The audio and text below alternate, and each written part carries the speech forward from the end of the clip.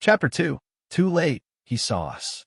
By the time the train pulled into Florence, the sky had turned the color of apricots and cream, soft and glowing as the day folded gently into evening. The rail station hummed with life, voices echoing beneath high ceilings, wheels clicking across polished floors, footsteps moving in every direction with the determined energy of people who either knew exactly where they were going or pretending very convincingly that they did. The air carried the rich scent of espresso and warm stone, layered with something metallic from the tracks, all of it blending into a rhythm that felt both chaotic and strangely alive. I was firmly in the second category. I adjusted the strap of my bag and stepped carefully onto the platform, trying not to wince as my foot reminded me again that it had not approved of any portion of this trip. The dull ache pulsed upward, persistent but manageable, like an unwelcome travel companion I had no choice but to bring along. "Are you okay?" Sophie asked, glancing at me with that familiar mix of concern and amusement. "I'm fine," I said, which was mostly true, depending on how one defined fine. We made our way into the main hall, moving with the current of travelers.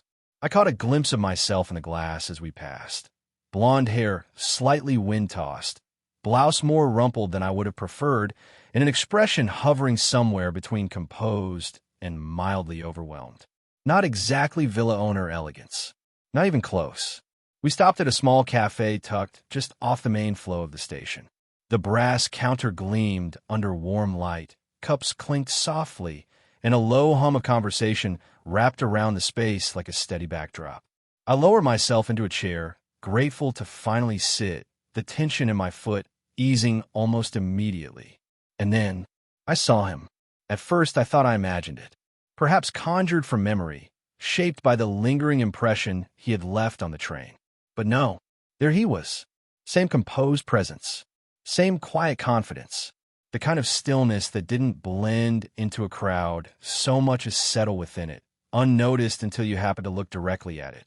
And then he looked up at me. For a moment, neither of us moved. The noise of the station seemed to soften at the edges, as though everything else had taken a step back. Then one eyebrow lifted. Not a smile, but close enough to feel like one. "Oh no," I whispered.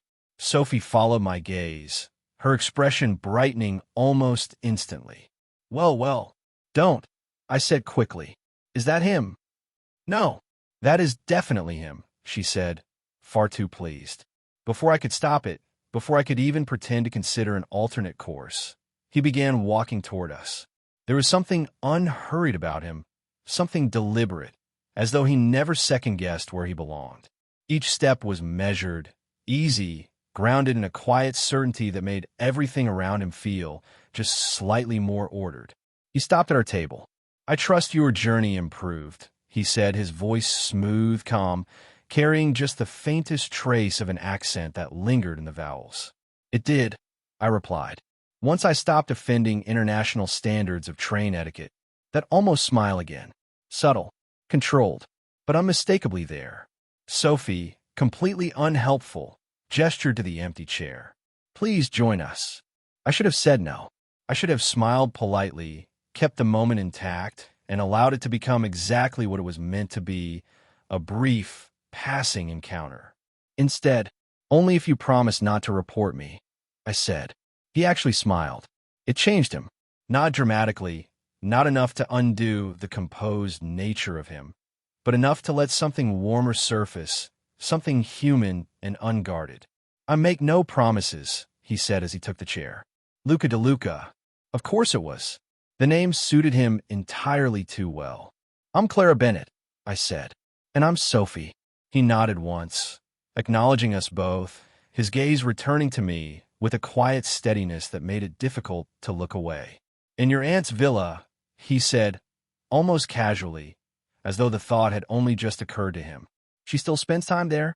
I nearly inhaled foam. For a brief, suspended second, everything in me stalled. The sip I hadn't finished, the breath I hadn't taken, the story I had so carelessly begun now waiting, very patiently, to be continued. "Yes," I said, setting my cup down with more care than necessary. "She does." when she feels like escaping the city. That seems wise, he said. But you know what's not wise is having cappuccino in the afternoon. Why not? I asked. Italian way, cappuccino, fresh juice, fresh fruit for breakfast. Of course, fizzy water and wine with all other meals. Just don't try and go out for dinner before 9 p.m. You may not get served at all. Sophie leaned forward slightly, clearly enjoying this far too much. Being given the lowdown and local customs was most educational. Sophie turned toward Clara. Now, she said, go on about Aunt Agnes. I started. She's very particular about who she lets visit. Yes, she is, Sophie added. Thank you, I said under my breath. You're welcome, she whispered back, followed by a wink. Luca watched the exchange, something almost amused settling into his expression, though he didn't interrupt. So, he said after a moment, you are in Florence for long? A few days, I said. Then we'll see. And you? Sophie asked, her tone light but curious. He paused just briefly. A few days as well. There was something in the way he said it, something measured, as though the answer was true but not complete. Sophie noticed. Of course she did. And what brings you here? She asked. Luca's gaze shifted just slightly. Work, he said. It was a simple answer. Too simple. Sophie raised an eyebrow. That sounds mysterious. It is not, he replied, though the faintest trace of humor touched his voice. I found myself watching him more closely now, not just what he said, but what he didn't. There was a restraint to him, a quiet control, as though he chose his words carefully, revealing only what he intended. It should have made me cautious. Instead, it made me curious. The conversation moved easily after that, in a way I hadn't expected. It wasn't forced, and it wasn't particularly deep, but there was something steady beneath it, something that made each moment feel slightly more connected than it should have for three people who had only just met. At some point, Sophie stood. I'm going to get another coffee, she said, though we both knew she was giving us space. I watched her walk away, then look back at Luca. For a moment, neither of us spoke. The noise of the cafe returned, softly filling the space around us. You are not what I expected, he said. I blinked. For a moment, I wasn't sure if that was a compliment or a warning. From the train? Yes. I smiled slightly. Because of the foot. Partly, he said, but mostly because of the villa. I laughed, the sound light, though something in me shifted at the way he said it. And what did you expect? I asked. He considered that. Someone less. He paused, searching for the word. Spontaneous. That's a generous way of putting it. It is accurate, he said. I tilted my head. You don't seem like someone who appreciates spontaneity. His gaze held mine. On the contrary, he said quietly, I am beginning to think I should. The words settled between us, soft but unmistakable. I looked down briefly, then back at him. There was a moment, small but real, where something shifted. Not dramatically, but enough. He reached into his pocket and pulled out his phone. If you were willing, he said, perhaps you would share your number. There it was. Simple, direct, entirely unexpected. I hesitated for the smallest fraction of a second. Not because I didn't want to, but because I wasn't entirely sure what it meant. Then, before I could overthink it, I picked up my phone. Yes, I said.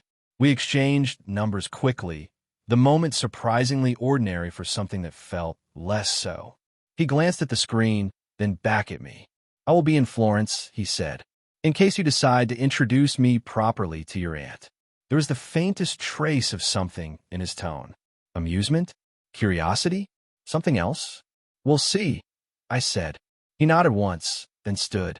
I will not keep you, he said. Enjoy your evening. And you, I replied. He inclined his head slightly to Sophie as she returned, then turned and disappeared back into the movement of the station, his presence fading almost as quietly as it had appeared. Sophie sat down and looked at me. Well, I stared at my phone for a moment, his name now sitting there as though it had always been. I'm not sure, I said.